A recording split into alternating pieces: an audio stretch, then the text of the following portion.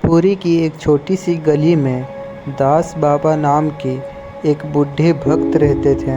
उनके पास ना कोई घर था, ना ही कोई परिवार। सारी दुनिया में बस जगन्नाथ जी ही उनके अपने थे। रोज़ सुबह सबसे पहले मंदिर जाते, प्रभु के दर्शन करते और फिर दिन भर जो महाप्रसाद मिल जाता उसी से पेट भरते। बाबा कहा करते थे कि जगन्नाथ जी का प्रसाद ही उनके लिए अमृत है। एक बार सावन का महीना आया और आसमान में काले बादल ऐसे छाए कि 3 दिन लगातार बारिश और आंधी चलती रही। इतना तेज तूफान था कि जगन्नाथ मंदिर के कपाट भी बंद कर दिए गए। गांव के लोग अपने घरों में दुबक गए। दास बाबा भी अपनी टूटी फूटी झोपड़ी में बैठ गए। 1 दिन बीता, 2 दिन बीते, 3 दिन हो गए। पेट में अन्न का एक दाना भी नहीं गया था। बाबा कमज़ोर होकर लेट गए और बस यही प्रार्थना करते रहे, हे जगन्नाथ, एक बार बस तुम्हारा प्रसाद मिल जाए। तीसरी रात आंधी का समय था। बाहर हवा सनसन कर रही थी।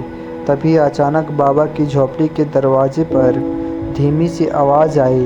बाबा ने कांपते हुए दरवाज़ा खोला तो देखा एक छोटा सा बच्चा खड़ा है। उसकी उम्र 7-8 साल की होगी।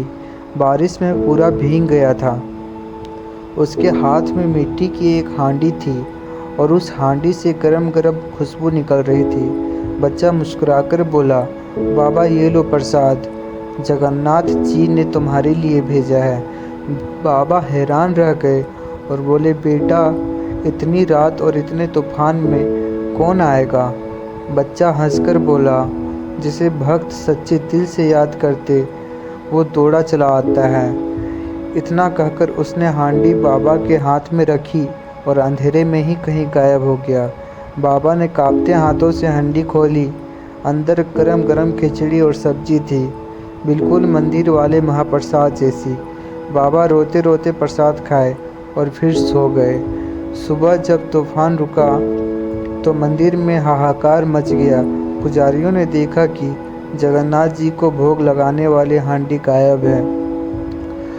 तभी मंदिर के मुख्य पुजारी ने बताया कि रात को सपने में जगन्नाथ जी आए थे।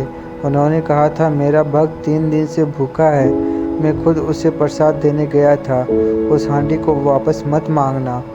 जब सारे लोग दास बाबा की झोपड़ी पर पहुँचे तो वहाँ सच में वही हांडी रखी मिली और उस पर किसी ने उंगली से लिख दिया था, जगन्नाथ। उस दिन के बाद पूरी नगरी में ये बात आग की तरह फैल गई कि जगन्नाथ जी सिर्फ मूर्ति ही नहीं है, वो अपने भक्त की एक पुकार पर आंधी तूफान चीरकर चले आते हैं। अगर आपको भी लगता है कि भगवान अपने भक्तों की सुनते हैं तो कमेंट में दिल से लिखिए, जय जगन्नाथ। और ऐसी ही सच्ची कहानियों के लिए चैनल को सब्सक्राइब कर लीजिए। जय जगन्नाथ, जय बलभद्र, जय माँ सुभद्रा।